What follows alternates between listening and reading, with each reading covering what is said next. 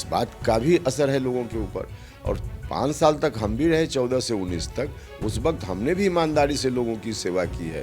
केंद्रीय विद्यालय में नामांकन का काम हो, नया केंद्रीय विद्यालय अपने लोकसभा क्षेत्र में खोलने की बात हो, डालमिया नगर का जो इशू है उसको एक मुकाम तक पहुंचाने का मामला हो, तो हमने भी सेवा की है। तो कुल मिला जुलाकर इन चीज़ों का असर लोगों के ऊपर है, जनता इस बार मिलेगी।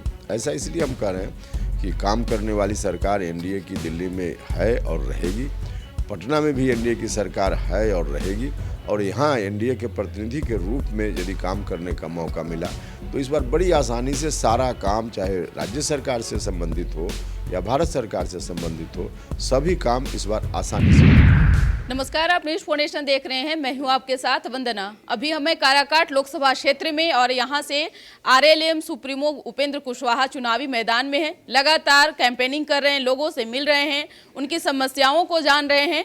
खुद बात करने के लिए उपेंद्र कुशवाहा हमारे साथ हैं, सीधा इनसे बात करते हैं। सर, सबसे पहले तो क्या अनुभव लग रहा है? लगातार आप महीनों 2 महीनों से आप अभी सड़क पर ही चल रहे हैं, लोगों से बातें कर रहे हैं, क्या लग रहा है? बिल्कुल एक तरफा माहौल है। सभी लोग, जहाँ कोई नहीं गया है, हम भी जा रहे हैं तो लिमिटेड जगह जा रहे हैं ना। इस लोकसभा क्षेत्र में 2000 से ज़्यादा गांव होगा, तो सभी गांव में, सभी टोला में जाना संभव ही नहीं है, किसी के लिए नहीं संभव हो सकता है। तो जहाँ नहीं भी गया है कोई भी व्यक्ति हम लोगों की ओर से, वहाँ के लोगों के मन में भी नरेंद्र मोदी नरेंद्र मोदी नरेंद्र मोदी है। और रोड पर जो चर्चा हो, लेकिन गांव में नरेंद्र मोदी जी के पक्ष में समाज के सभी वर्ग के लोग खड़े हैं, क्योंकि नरेंद्र मोदी जी ने काम किया है लोगों के लिए। फ्री में अनाज, फ्री में इलाज का इंतज़ाम, फ्री में घर। तो सब लोग चाहते हैं कि नरेंद्र मोदी जी काम करने वाले हैं, आगे इनको मौका देंगे तो और काम होगा। देश का भी विकास हुआ हर तरह से। और बिहार के मुख्यमंत्री नीतीश कुमार जी ने भी काम किया है, तो इस बात का भी असर है लोगों के ऊपर। और 5 साल तक हम भी रहे, 14 से 19 तक, उस वक्त हमने भी ईमानदारी से लोगों की सेवा की है। केंद्रीय विद्यालय में नामांकन का काम हो, नया केंद्रीय विद्यालय अपने लोकसभा क्षेत्र में खोलने की बात हो, डालमिया नगर का जो इशू है उसको एक मुकाम तक पहुंचाने का मामला हो, तो हमने भी सेवा की है। तो कुल मिला जुलाकर इन चीज़ों का असर लोगों के ऊपर है, और यही कारण है कि समाज के सभी वर्ग के लोग एक तरफा एनडीए के पक्ष में खड़े हैं।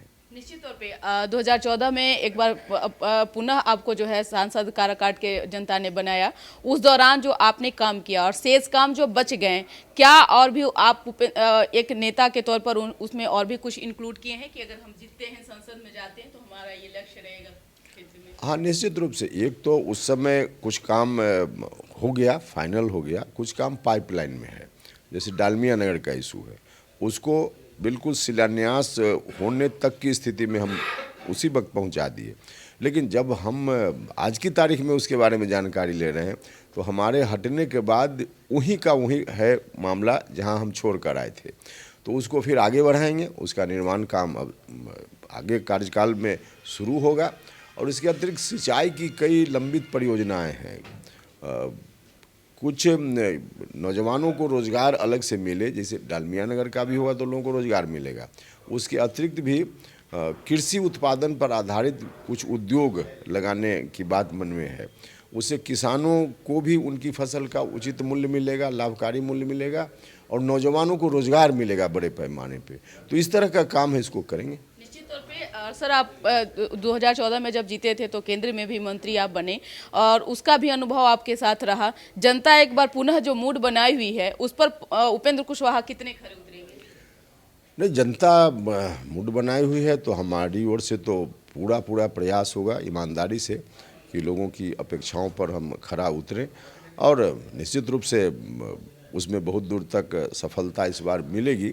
ऐसा इसलिए हम कह रहे हैं कि काम करने वाली सरकार एनडीए की दिल्ली में है और रहेगी, पटना में भी एनडीए की सरकार है और रहेगी, और यहाँ एनडीए के प्रतिनिधि के रूप में यदि काम करने का मौका मिला तो इस बार बड़ी आसानी से सारा काम, चाहे राज्य सरकार से संबंधित हो या भारत सरकार से संबंधित हो, सभी काम इस बार आसानी से होगा। लेकिन जो विपक्ष के जो यहाँ पे कैंडिडेट्स हैं वो कह रहे हैं कि झूठा अफवाह फैला रहे हैं, केंद्र में कोई काम नहीं प्रधानमंत्री कर रहे हैं, धरातल पर नहीं दिख रहा है, लोगों तक जो उनका योजना है उसका लाभ नहीं पहुंच पा रहा है। कैसे फील इसको आपसे? ये गांव में जाकर लोग बोले ना इस तरह की बात, मुंह नोच लेंगे लोग। गांव में सीधे लोगों को राशन हर महीने मिल रहा है। ये तो आम लोग वहाँ मतलब क्या फ़ायदा है उसको लोग देख रहा है ना। इलाज के लिए 5 लाख रुपया तक, पहले कोई बीमार पड़ता था गरीब घर में कोई व्यक्ति, तो 5 लाख रुपया तक अब भारत सरकार उसके इलाज के लिए दे रही है। पहले तो आदमी दम तोड़ देता था इलाज के अभाव में। तो अब घर घर में बिजली पहुंच गई। लालू जी के राज में बिजली की क्या स्थिति थी सबको मालूम है। अब घर घर में बिजली पहुंच गई, और घर में बिजली ही नहीं पहुंची बल्कि 22 घंटा 24 घंटा गांव में भी बिजली रहती है। तो इन चीज़ों को लोग सीधे देख रहा है, उपभोग कर रहा है, और उसको जाकर कोई कहेगा कि एनडीए की सरकार ने कोई काम नहीं किया तो उसका मुंह नोच लेगा ना लोग। एक अंतिम सवाल है सर कि निर्दलीय प्रत्याशी के तौर पर पवन सिंह उतरे हुए थे और ये दूर दूर तक लोग जान रहे थे कि पवन सिंह बीजेपी का हिस्सा हैं, लेकिन जिस तरह से बीजेपी ने जो लेटर जारी किया उसके बाद से अब तो चीज़ें क्लियर हो गई, तो क्या अभी भी उपेंद्र कुशवाहा को ये है कि आपके लिए रास्ते का रोड़ा बन सकते हैं? देखिए, कोई रास्ते का रोड़ा नहीं बन सकता है। हाँ, लालू जी का खेल है यह। लालू जी अपनी साजिश से बाज नहीं आ रहे हैं। उपेंद्र कुशवाहा के खिलाफ जो जो साजिश हो सकती है, जिसकी चर्चा आप कर रहे हैं, यह भी लालू जी की साजिश है। लेकिन इस साजिश में सफल लालू जी नहीं होंगे। कोशिश कर लें, आजमा लें, देख ही रहे हैं। तेजस्वी यादव जलवा कह रहे हैं कि हमारा है, लोग देख रहे हैं, और जो चौंकाने वाला रिजल्ट आएगा, मोदी जी इससे उनका सुपड़ा साफ हो जाएगा केंद्र में। अच्छा, 4 तारीख आने दीजिए, पता चल जाएगा कि किसका सुपड़ा साफ होता है। देखिए, विपक्ष, खास करके बिहार का जो विपक्ष है, उसका चेहरा लोगों के बीच में इस रूप में है बदनाम कि लोग उस पर भरोसा कर ही नहीं सकते हैं। और जिस आरजेडी के लोग जिस रूप में काम करते थे 2005 के पहले, आज भी उनमें बदलाव नहीं है। आज भी उस समय के जो कुशासन के जिम्मेवार लोग थे, उनमें से कई लोगों को आरजेडी ने अभी भी उम्मीदवार बनाया।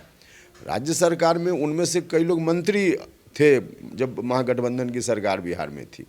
तो आरजेडी को अगर थोड़ी ताकत मिलेगी तो फिर से क्या बिहार की स्थिति होगी, यह सब लोगों को मालूम है। इसलिए आरजेडी के लोग कुछ भी बोले, उनकी दाल नहीं गलने वाली है। तो आपने सुना कि क्या कुछ कहना था आरएलएम सुप्रीमो उपेंद्र कुशवाहा का। बता दें कि उपेंद्र कुशवाहा ने जो लिस्ट तैयार की है, उससे कहीं न कहीं अगर जीतकर संसद में जाते हैं तो निश्चित तौर पर काराकाट की जनता को उससे भला ही होगा। इसकर बस इतना ही। बने रहिए न्यूज़4नेशन के साथ। सहयोगी की गौतम के साथ न्यूज़4नेशन काराकाट।